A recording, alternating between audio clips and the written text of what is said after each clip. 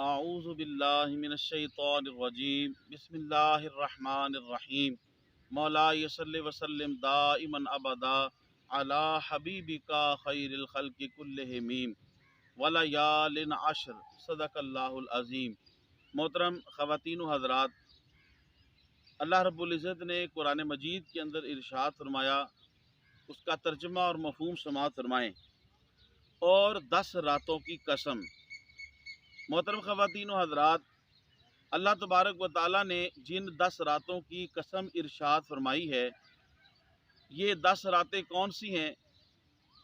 اس میں مختلف اقوال ہیں۔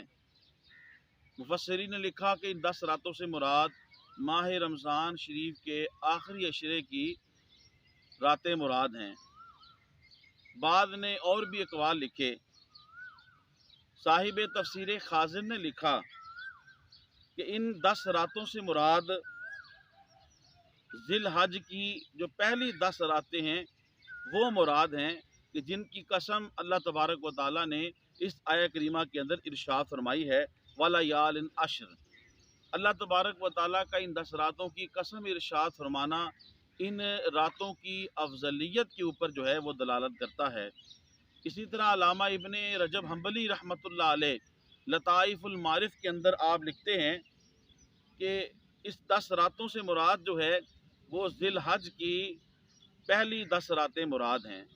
محترم خواتین و حضرات، حضرت ابن عباس رضی اللہ تعالیٰ عنہ سے روایت ہے، نبی اکرم صلی اللہ علیہ وآلہ وسلم نے ارشاد فرمایا کہ ذی الحج کے مہینے میں کیے جانے والا کوئی بھی جو نیک عمل ہے، اس سے بڑھ کے کوئی عمل نہیں ہے جو اللہ تبارک و تعالیٰ کو پیارا ہو۔ صحابہ کرام رضوان اللہ علیہم اجمعین نے عرض کیا، یا رسول اللہ صلی اللہ علیہ وآلہ وسلم، کیا جہاد بھی؟ حضور علیہ السلام نے ارشاد فرمایا، ہاں جہاد بھی، ہاں مگر یہ کہ کوئی شخص جہاد کے لیے نکلے اور میدان جہاد کے اندر جو ہے وہ شہید ہو جائے۔ محترم خواتین و حضرات، اس حدیث پاک کا مفہوم یہ ہے کہ ذی الحج کے اندر جو اعمال کیے جاتے ہیں، جو اعمال صالحہ کیے جاتے ہیں، جو نیکیاں کی جاتی ہیں، ان کی افضلیت کو، ان کی فضیلت کو، ان کے مقام اور مرتبے کو بیان کرنا مقصود ہے۔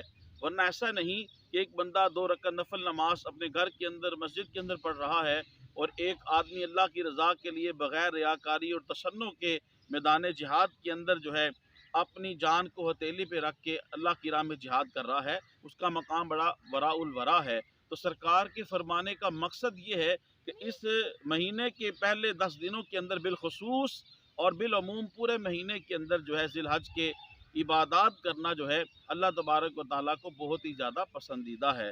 محترم خواتین و حضرات، اسی طرح لطائف المعارف کے اندر علامہ ابن رجب حنبلی رحمۃ اللہ علیہ آپ لکھتے ہیں کہ حضور علیہ السلام ذی الحج کے پہلے 9 دنوں کو روزہ کبھی نہیں چھوڑتے تھے، یعنی آقا کریم علیہ الصلوۃ والتسلیم کا معمول مبارک تھا کہ آپ ذی الحج کے پہلے 9 دنوں کے اندر آپ روزہ رکھا کرتے تھے۔